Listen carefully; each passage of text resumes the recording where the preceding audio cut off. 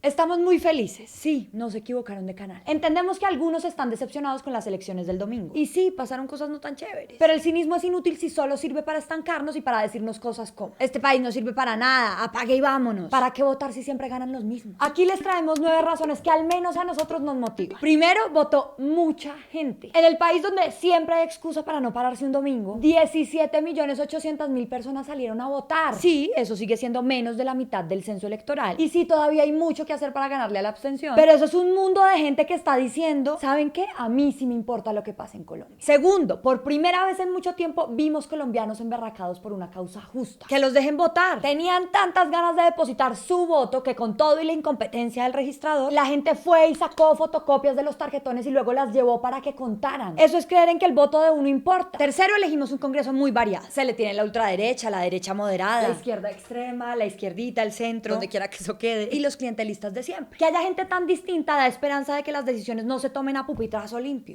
sino que les toque conversar entre ellos, llegar a compromisos, ser un congreso de verdad, no una notaría. Más gente se va a sentir representada porque hay un montón de voces y miradas distintas. Cuarto, ¿no les parece increíble que haya tantos nombres nuevos? Eso es una cachetada a las maquinarias. Gente que se hizo a punta de calle, de confianza con la gente y que sacó miles de votos. Además, porque, quinto, esos nuevos llegaron a reemplazar una manada de gente sucia que se quemó. Ya no están Olga Suárez Mira, ni Arlet Casado, ni los amigos de los ñoños, aunque pasó Besaile, ni Bernabé Celis, ni todo el partido Opción Ciudadana que avalaba hijos de asesinos. Todo eso se quemó.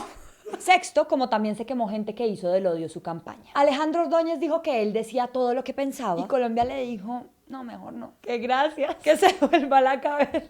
José Obdulio Gaviria, el ideólogo antiterrorista, anticastrochavista, antitodo, resultó siendo antivotos. Y el partido de Vivian, alias los homosexuales y las madres solteras, me parecen inferiores morales. Séptimo, que los miembros de las FARC salieran a votar es una cosa histórica. Es muy emocionante ver que esta gente que se había dedicado por medio siglo a dar bala en la selva, ahora lo más violento que hace es marcar con mucha fuerza el tarjetón. ¡Ah! Y qué violenta derrota, ¿no? Dedicada a todos los que dijeron que las FARC se iban a tomar el país. De pura chepa les dieron 10 sillitas en el Congreso. Y usadas y calienticas como asiento de bus. Octavo, el ELN también cumplió su palabra y estas son las votaciones más pacíficas de las que se tenga memoria. Además, ningún puesto de votación tuvo que ser reubicado, ni se perdieron votos, ni se quemaron urnas. Pues se quemó Ordóñez. Nadie votó con un fusil contra su frente. Noveno, gracias a que no tenemos la neblina del conflicto, nos pudimos concentrar en lo que de verdad importa: la corrupción. En vez de ver videos con disturbios, se viralizaron videos en donde se compraban votos. Eso antes no se veía, pasaba de agache. Y además hubo cientos de denuncias. Por fin estamos pendientes de esto. Jorge Orlando me lo dice que para los colombianos nada es más familiar que la sensación de que el país se encuentra siempre en crisis, al borde del colapso. Pero no cae mal de vez en cuando ver que no estamos tan en la inmunda.